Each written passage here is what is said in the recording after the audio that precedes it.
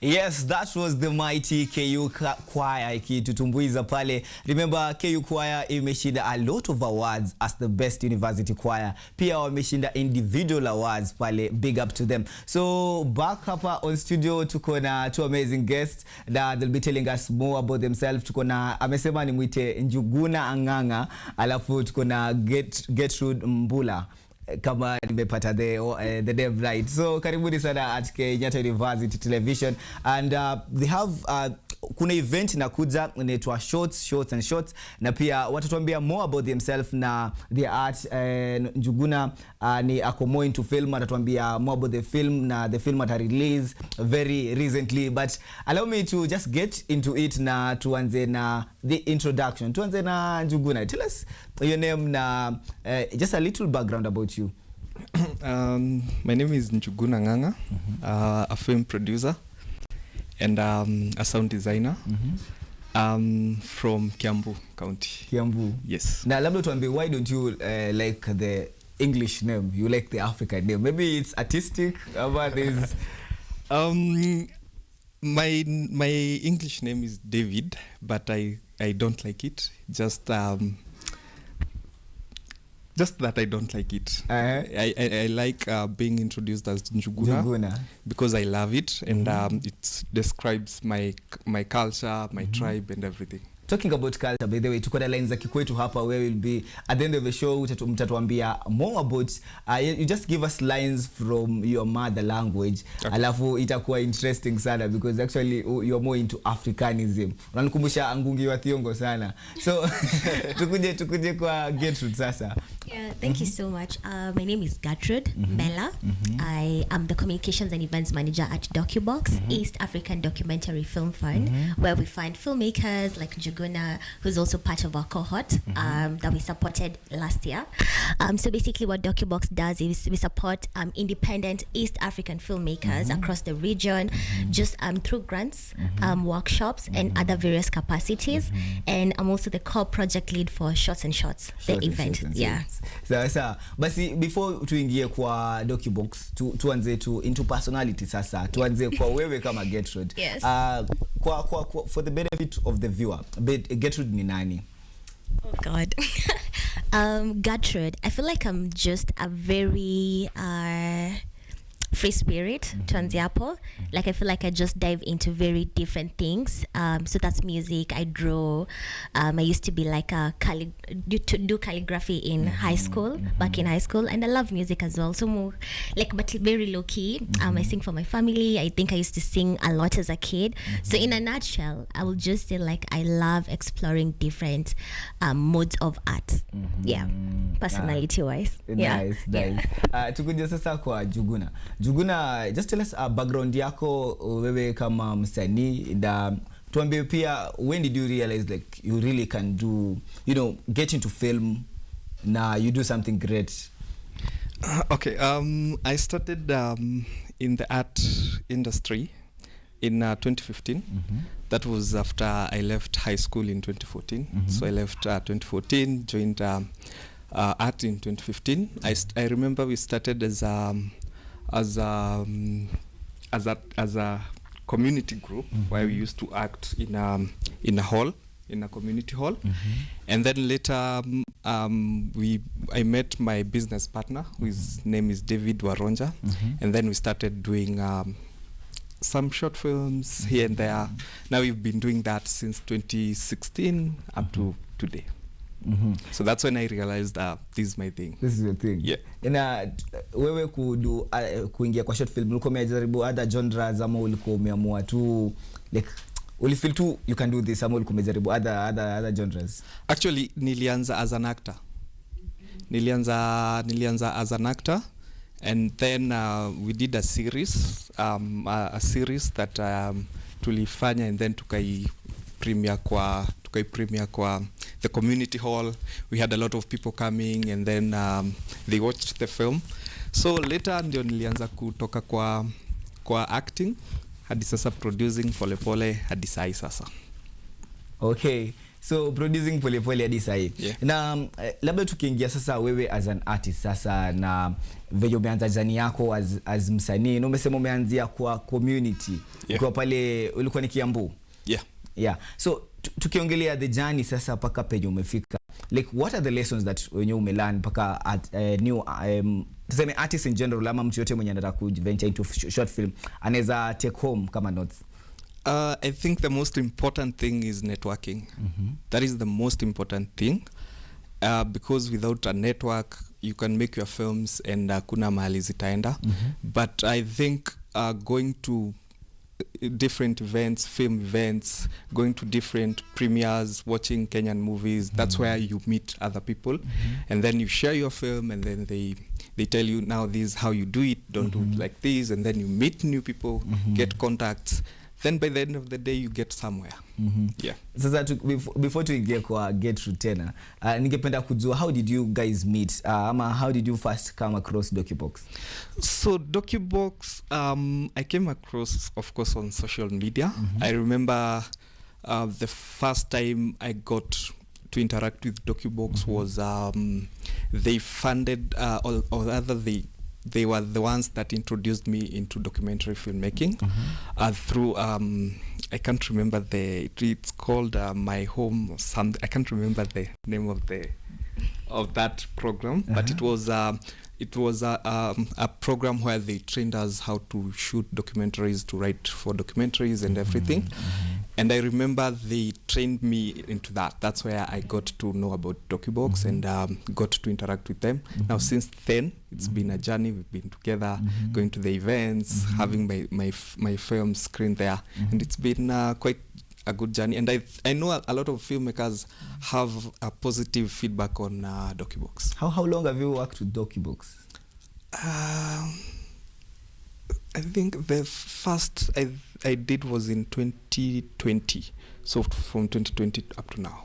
Sawa. Yeah. So sasa at least the viewers wamepata, from the artist point ya Docubox. Sasa tukuja sasa kwa wadosi sasa Docubox wenyewe sasa pale communication strategies. Maybe tell us why, how do you guys pick up artists? Kwa sababu basically mtu akiwa watch sasa ana feel, I want to be part of Docubox. How do I join? Thank you so much. So basically how we run our projects, they're very project basis. It's not like a long-term thing. So when we have a project, like what Juguna was referring, it was called My Lens, My Story. So in that project, we're looking for filmmakers who maybe tell a particular, it's tied into a theme. So filmmakers who maybe have like a treatment or a story or a write-up or a script that's already in progress, and that's how they get. So the application is done, like we put out a call on our socials and then on our website and every other platform that Docubox is on, YouTube, any platform you can think of. So that's put out, filmmakers apply, there's a group of readers on the background who go through all of the applications and then they're selected. So there's a shortlist and then the interview, and that's how they get selected. So if you want to be part of any project that we roll out, it's just keeping an lookout on what kind of projects we seek, because they all are very different. Some projects we look for filmmakers who talk about climate, about civic engagement, about body autonomy, like our recent project. So that's how you get in. Yeah. Maybe tell us more about the recent projects, Sasa. Yeah. Okay, so we have two that have been running. We have Kenya Creates, and then we had Get Real. So both of them pretty much alike, but not really. So Get Real was basically a project that was talking about sexual and reproductive health rights, and we had a cohort of filmmakers who made films about people struggling, people who have been maybe assaulted, gender inequality, anything you can think about in sexual, reproductive and health rights, and also just like women, in the sexual and reproductive health rights, like women just maybe seeking satisfaction. So all of that was discussed in that cohort. And it was filmmakers across East Africa. So we had filmmakers from Kenya, Rwanda, Burundi, Uganda, and Tanzania. And then the Kenya Creates one, which was basically, this one was very unique. So what we did is we were seeking filmmakers some who are not even into filmmaking, but explore other art mediums. So we had Adele Onyango, who made her first debut film, and her film is called Home. And then we had Tai Ngashira, who's a comedian. He also made a film. It's called Know Thy Body, Know Thyself. And then we had Lydia Matata, who's a seasoned filmmaker, and other filmmakers who were part of that cohort. And Kenya Creates basically was speaking about body autonomy and on a perspective of young people. So when Kenyan children growing up in schools, like what do they face? You know, the harassment, the bullying, you know, stuff like that. Or not even just knowing about sexual education as well, just growing up, how to protect yourself, like early pregnancies. So all of that was part of Kenya Creates. Okay. Yes. Now let's jump into shorts. Yes. On 19th of October. Just tell us, let's just get into what wa expect kuona nini kwa shorts. Maybe some of the filmmakers wenye watakuwa. Yeah, just briefly. Thank you. So Shots is an event, is a signature event for Docubox. Basically, people come wearing shots. They watch short African films on the TV and they take shots. Alcoholic, non-alcoholic, yonyako. It's whatever, but all of them are available. So what wanakuza na shorts? Yes. Wanakuza kuwatch short films? No, unachukua shots. Yeah, Yeah, so that's the idea. And this year we're going to be exploring, the theme is called Through Our Eyes We Are All Africans. That's the theme. So Shots tries to embody different themes every other edition. And this year we're basically focusing on films that tell African stories in our own way. So anything you can think about, from food, culture, music, our heroes as Africans. So that's the theme this year. And some of the films that are going to be showing, of course, is One Jugunas, and we have a list of films that are going to be dropped on our socials. So I'll ask people maybe to just keep an eye and see what's going to be screening, but we promise that the lineup is going to be fantastic. So you guys have a partnership with NBO. Maybe you tell us how is it going? Yeah, so our first, we've been working with NBO, they're our good friends at Docubox. So last year we partnered on our last event. So how we go about it is the Shots falls under NBO as part of like showcasing short films, basically, because you know NBO screens like, you know, the feature lengths, the short films, and all of that. The collaboration has been great, and this time round we're gonna be opening NBO Film Festival with a slate of films, so people can catch short films, specifically African short films, under Shots. Yeah. Thank you very much for that. So to go back to Njuguna, you will be telling us more about your film. Now, you know, what really inspired you paka you did the film now that is going to, you know, premiere pale kwa shots. Let me what to expect nini. Okay, the short film is called Stories and Jamba.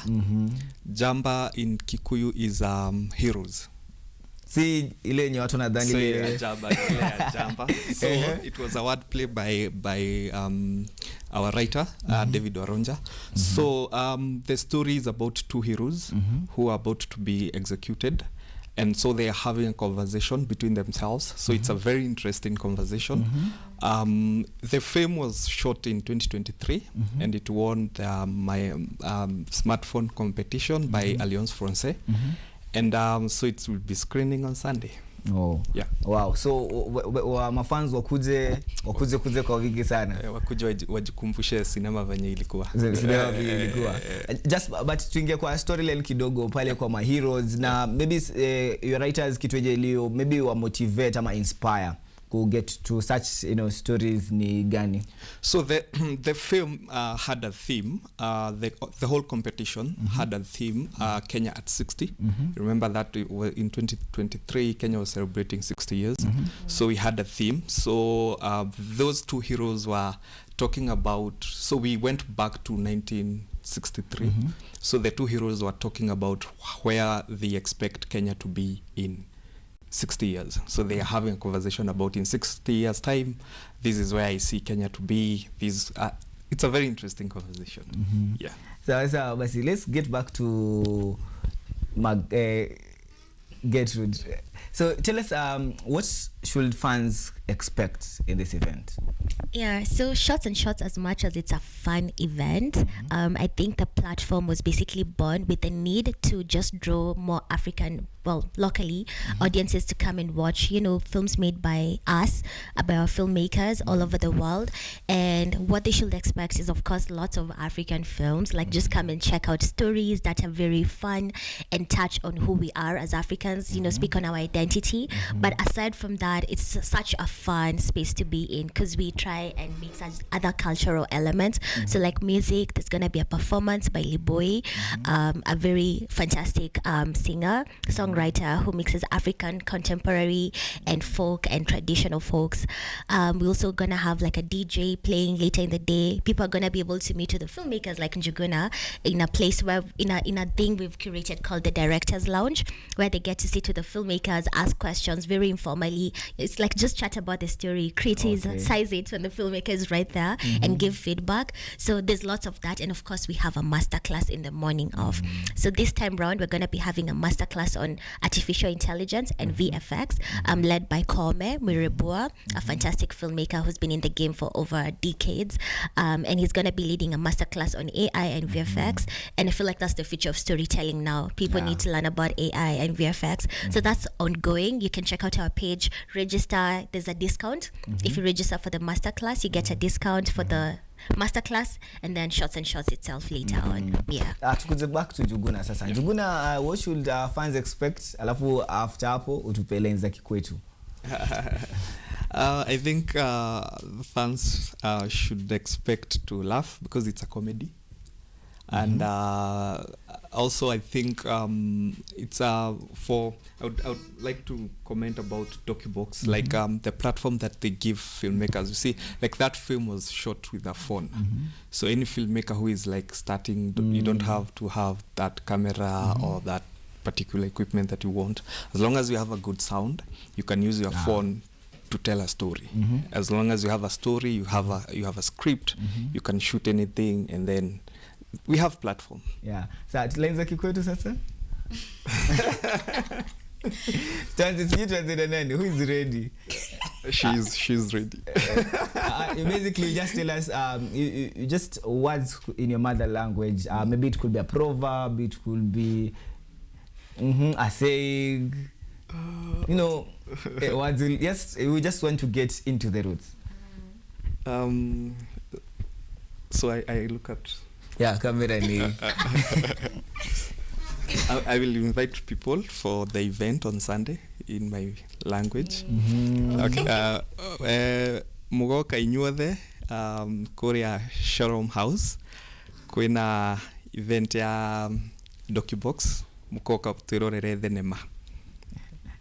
Translate sasa bio. So I mean like mkuje on Sunday, we have an event. Docubox have an event. The shots and shots on Sunday 19th at Shalom House, Gong Road. Mkuje. Hata mmeambiwa na in the mother language. Lazima mkuje. Tukuje kwa Gertrude. Salamu tu. Salamu, so I'm a Kamba, and basically salamu za kikwetu it's wacha. And then you respond as that's all I know.